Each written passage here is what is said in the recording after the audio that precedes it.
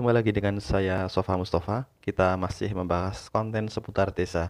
Kali ini kita akan membahas apa saja syarat untuk menjadi kepala desa. Tapi ini bukan kita membahas secara administrasi, tapi secara kapasitas seseorang yang ingin menjadi kepala desa. Kepala desa adalah jabatan politik di tingkatan pemerintah terendah di Indonesia, yaitu di tingkat desa. Walaupun jabatan politik itu identik dengan tingkatan yang paling rendah, nyatanya masih banyak yang berminat menjadi kepala desa. Tak jarang orang desa yang sudah tinggal di kota dan berpendidikan tinggi pula rela pulang kampung untuk mencalonkan diri sebagai kepala desa. Bahkan jargon yang dipopulerkan oleh Pak Bibit Waluyo, yaitu Bali Desa Bangun Desa, itu kerap dipakai. Siapapun itu yang ingin menjadi kepala desa haruslah memiliki paling minimal 5 syarat ini. Apa saja syaratnya? Mari kita simak sama-sama. Syarat yang pertama, kepala desa itu harus memiliki kapasitas atau pengetahuan dalam hal regulasi. Kemampuan memahami aturan atau regulasi sekaligus memproduksi aturan itu sudah tercantum dalam Undang-Undang Desa Nomor 6 Tahun 2014. Dalam konteks Undang-Undang 6 Tahun 2014, Perdes itu menjadi produk hukum negara yang sifatnya mengikat. Nah, itulah kenapa kop dari kepala desa sekarang menggunakan lambang negara, bukan lagi menggunakan lambang daerah. Dan regulasi yang mengatur adalah regulasi dari undang-undang. Kemudian kepala desa juga harus menguasai regulasi turunan-turunannya. Ini juga harus dipahami agar tidak ada peraturan yang tumpang tindih. Karena kerap kali kita menjumpai peraturan di desa dan peraturan di kabupaten itu yang tumpang tindih, dan ini menyebabkan kebingungan di tingkat desa. Lalu syarat yang kedua, kepala desa harus memiliki kapasitas sebagai seorang politisi tingkat desa yang baik.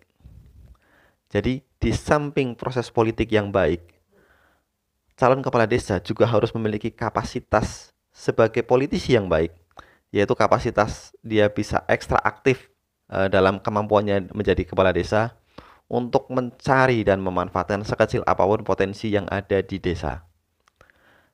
Karena untuk menentukan, untuk memutuskan apapun yang akan di desa itu pasti menjadi keputusan politik.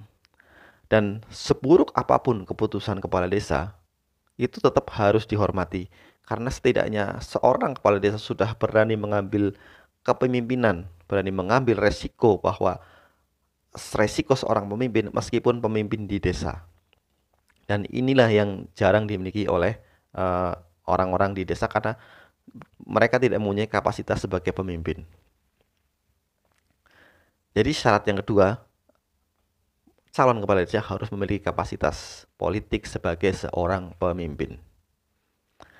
Kemudian syarat yang ketiga, kepala desa harus memiliki kapasitas sebagai orang yang bisa mendistribusikan kewenangannya. Karena sebagai kepala desa tidak mungkin segala sesuatu akan dia kerjakan sendiri.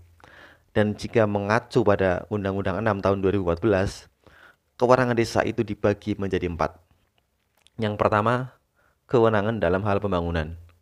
Yang kedua, kewenangan dalam hal pemerintahan. Yang ketiga, kewenangan dalam hal pemberdayaan. Yang keempat, kewenangan dalam hal pembinaan masyarakat desa. Kemudian kewenangan juga dibagi 2 lagi, yaitu kewenangan asal-usul dan kewenangan lokal desa. Itu disebut kewenangan asli desa.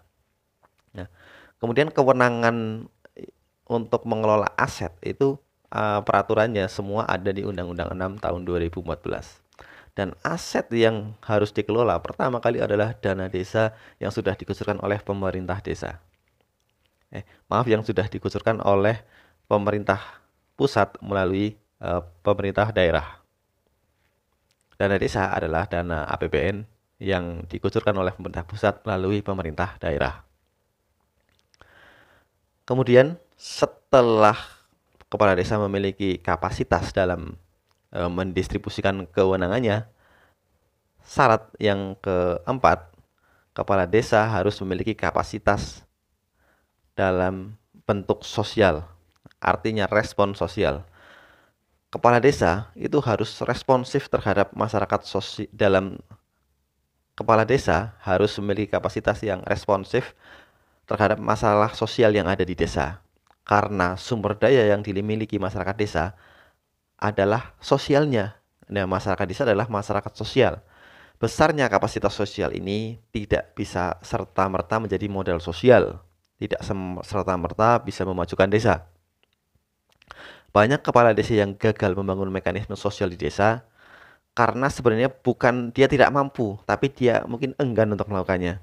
Karena tidak ada partisipasi dari masyarakat dan apa-apa dilakukan sendiri. Makanya tadi jika kita kembali ke kapasitas yang ketiga, jadi kepala desa harus mempunyai kapasitas mendistribusikan kewenangannya agar tidak adanya partisipasi di masyarakat. Jadi apa-apa dikerjakan sendiri oleh pemerintah desa. Itu kan capek. Ah, itu kenapa warga desa tidak mau berpartisipasi dalam pembangunan desa? Karena warga desa itu sebenarnya tidak percaya pada pemerintah desa. Warga sudah tidak mampu lagi menitipkan program-programnya, menitipkan harapannya kepada pemimpinnya, yaitu kepala desa. Karena pada proses pemilihan kepala desa pun sudah transaksional. Warga sudah dikasih duit untuk memilih. Jadi ya bagaimana warga akan percaya bahwa si pemimpin ini akan mampu menitipkan apa yang warga inginkan untuk membangun desanya. Dan itulah yang terjadi.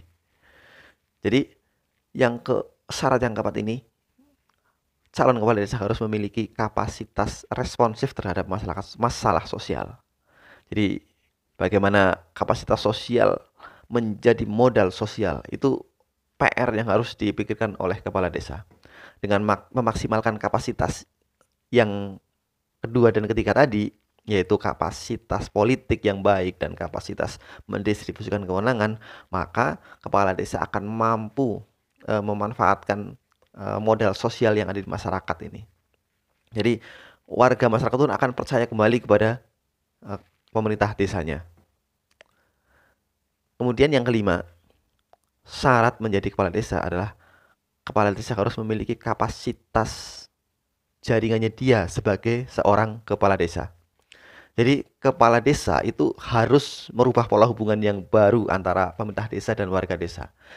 Jadi bagaimana warga desa berhubungan dengan pemerintah desa tidak sekedar kalau mau buat KTP, mau buat akte, bukan sekedar masalah administratif, tapi juga bisa berkomunikasi untuk masalah lain. Bagaimana dia ada menghadapi masalah-masalah yang di desa, masalah-masalah yang ada di lingkungan, dia akan berkonsultasi dengan kepala desa atau pemerintah desa. Dan untuk mewujudkan ini, kepala desa harus memiliki kapasitas yang ketiga tadi, yaitu kapasitas mendistribusikan kewenangannya agar tidak semua hal dilakukan oleh kepala desa.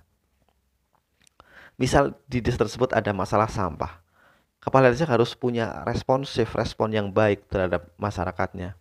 Dengan kapasitas politik yang dia miliki, dengan kapasitas mendistribusikan kewenangan yang dia miliki, dia akan menginisiasi untuk membentuk bank sampah. Itu untuk mengatasi masalah sampah.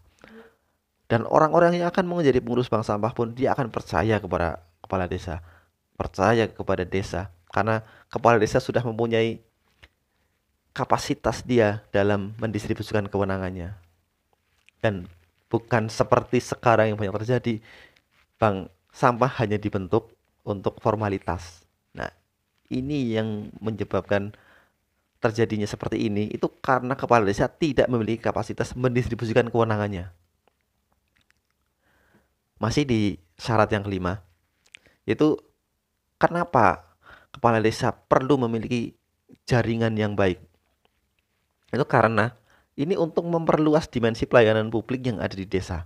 Jadi termasuk pelayanan, enggak cuma pelayanan administrasi, tapi pelayanan-pelayanan lain. Jadi misal ada warga yang tidak bisa sekolah, warga tidak bisa nebus ijazah, ada warga sakit tidak bisa membayar rumah sakit, desa itu harus hadir di situ. Dan desa pun harus mulai menyesuaikan kinerja yang ada di pemerintahan desa. Karena ini masalah yang menjadi dilema adalah karena perangkat desa masuk jadi perangkat desa, mereka tidak memiliki jenjang karir sehingga mereka tidak memiliki motivasi untuk mengejar karir yang lebih tinggi.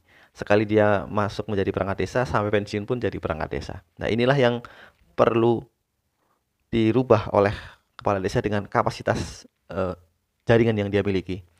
Walaupun secara aturan dari yang aturan lebih tinggi sudah seperti itu, tapi dengan kapasitas yang dimiliki oleh kepala desa bisa melakukan improvisasi di situ.